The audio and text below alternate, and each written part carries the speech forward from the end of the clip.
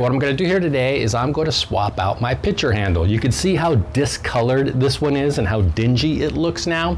These things do not hold up well in the Arizona sun. So I'm going to put on a new one to get that fresh satin nickel look. Now the swap out itself isn't that hard, but what I do want to cover for you today are some of the things you're going to want to consider before you change your pitcher handle and some of the tips when you're doing the job. I'm Robert, you're watching Locksmith Recommended.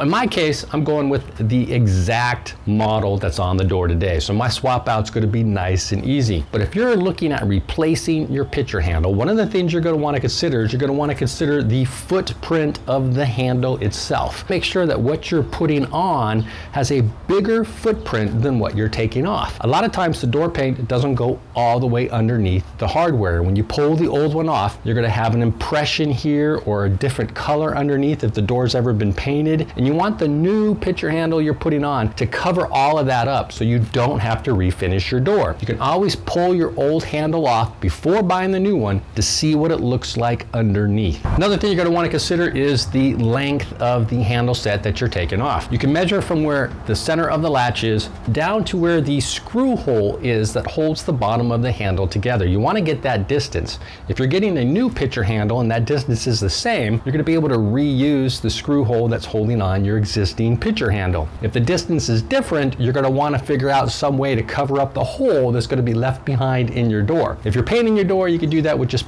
wood filler. If you're not painting your door, a lot of times you can do it by putting a rivet or a screw through that hole, or you can even just find yourself a rubber grommet that you can put to cover that hole that's going to be left behind on the inside of the door. If you're just replacing it with the exact same model, maybe the latch isn't working anymore, or you're just doing it to get the finish back to new, you can buy just the outside trim of the handle set. You don't have to buy the outside and the inside. Same's true if you're just replacing an inside piece. You could just get the inside trim and not the outside trim, save yourself a buck. So if you head in a locksmith shop, they'll be able to order you hardware that you need in order to complete the job, and you'll save money because you don't have to get the outside and the inside trim. Look, since you're outside, you already have your tools with you.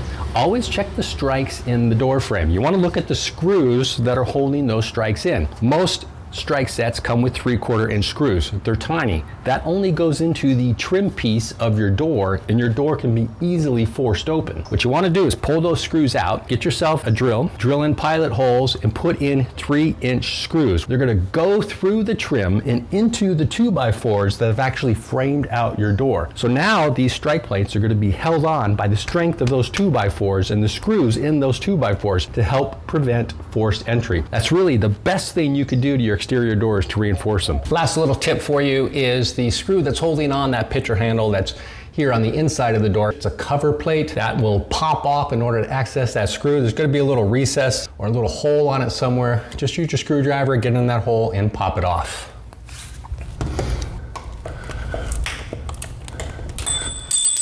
Just like that. You may need a little Allen wrench depending on the hardware you're taking off to get the handle off. Left will loosen it, right will tighten it. There you go.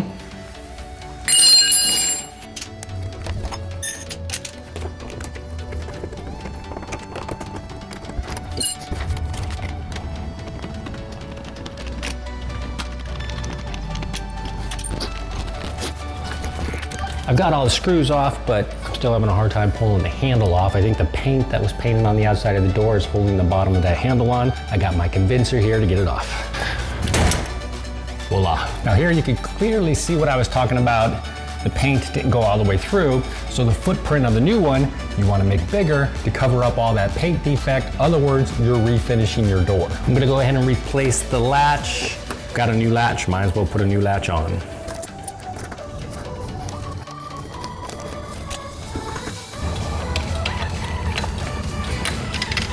Where the screws go in here, you can actually see that fat hole and then like a little skinny. It's actually like a slot. The screws can go right through there, and then you twist it, and that'll lock them in place. Hold that latch in and make sure that goes on nice and sweet. Give it a twist, and now I can tighten. We got it all done. Gotta clean it up. We always do this for our customers. Make sure we leave everything nice and clean for them. All right, we got it all done, and it looks fantastic. One thing I want to mention on this exterior trim piece, most of your handle sets come with a deadbolt and the handle set. The exterior trim has the exterior trim for the deadbolt as well, so you can replace everything at once. Now here I've got the Yale SmartLock installed on my door. It is my favorite smart lock. This is the one we install on our customer doors. I'll put a link to that video down below in the video description for you. I'm Robert, you've been watching Locksmith Recommended.